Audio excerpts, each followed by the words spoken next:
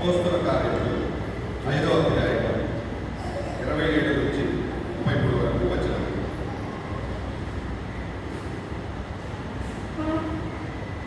మొదటి పట్టణం అపోస్తల కార్యములు 5వ అధ్యాయం 17 నుంచి 26 వరకు వచనం.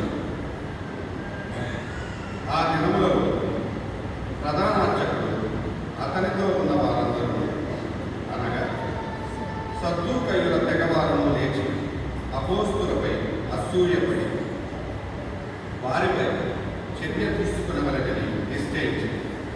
అందుచేత వారు అపోస్తులను బంధించి ప్రభుత్వ చెరసాలలో వేయించి కాగా ఆ రాత్రి అంటే ప్రభువు దూత ఆ చెరసాల తలుపులను తెరచి అపోస్తులను బయటకు నడిపించుకొని పోయి వారితో, మీరు దేవాలయంలో నిలవబడి ఈ నూతన జీవమును గురించిన దానిపై ప్రజలకు తెలియజెప్పుడని.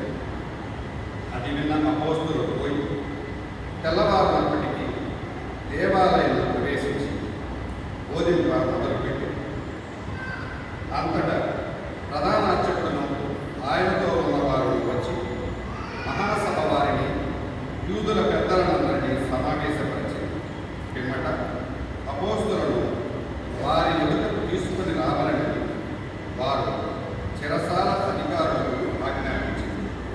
కానీ అధికారులు వెళ్ళి చూచినప్పుడు చెరసాలలో అపోస్తులు కనబడకుండా చేయి వారు తిరిగి విచారణ సభలోనికి పోయి, మేము చెరసాల వద్దకు పోయి చూడగా దానికి తాళము బిగింపబడి ఉంది. ద్వారముల వద్ద కావలి వారు కాపలా కాయుచుండి, మేము చెరసాల తలుపులు తెరిచి లోనికి పోయి చూచుతుంది, కానీ లోపల మాకు ఎవరినూ కనిపించలేదు అని తెలియజేసింది. దేవాలయం అధిపతి ప్రధాన అర్చకుడు దీనిని విని విస్మయం చేసి అది ఏమై ఉండును అని ఆశ్చర్యపడి, అప్పుడు ఒకడు సభలోనికి వచ్చి, మీరు చెరసాలలో వేసిన వారు దేవాలయంలో నిలుచుండి ప్రజలకు బోధించుచున్నారు అని వారితో చెప్పారు. అది విని అధికారి తన పరివారంతో అక్కడకు వెళ్ళి అపోస్తులను మరలా తీసుకుని వచ్చింది. ప్రజలు రాళ్లతో కొట్టుదురేమో అని భయపడి వారు అపోస్తులను ఏమాత్రము హింస తలపెట్టలేదు. ఇది ప్రభువు వాక్కు. ప్రత్యుత్తరికి కీర్తనలు 34వ అధ్యాయం 1 నుంచి 8 వరకు వచ్చింది. అందరూ దరిద్రుడు ప్రభువుకు మొరపెట్టగా అతడు విను. అందరూ హల్లెలూయా హల్లెలూయా. నేను ప్రభువుకు ఎల్లవేళలా వందనములు అర్పించు, నిరంతరం ఆయనను కీర్తించు. ప్రభువు నాకు చేసిన మేలులకు గాను సంతసించు. ఈ సంగతి విని దీనులు ప్రమోదము చెందుతారు.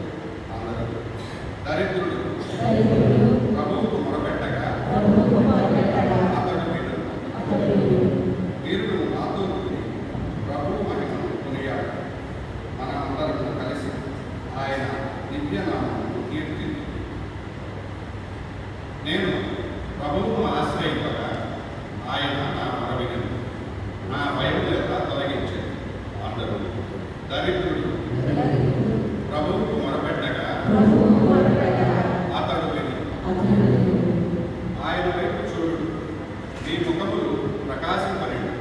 అప్పుడు మీ ముఖములకు సిగ్గు ఎన్నటికీ కలుగదు. దరిద్రుడు ప్రభువుకు మొరపెట్టగా అతడు వినను. సకల క్లేశముల నుండి అతనిని కాపాడు. అందరూ దరిద్రుడు ప్రభువుకు మొరపెట్టగా అతడు వినను.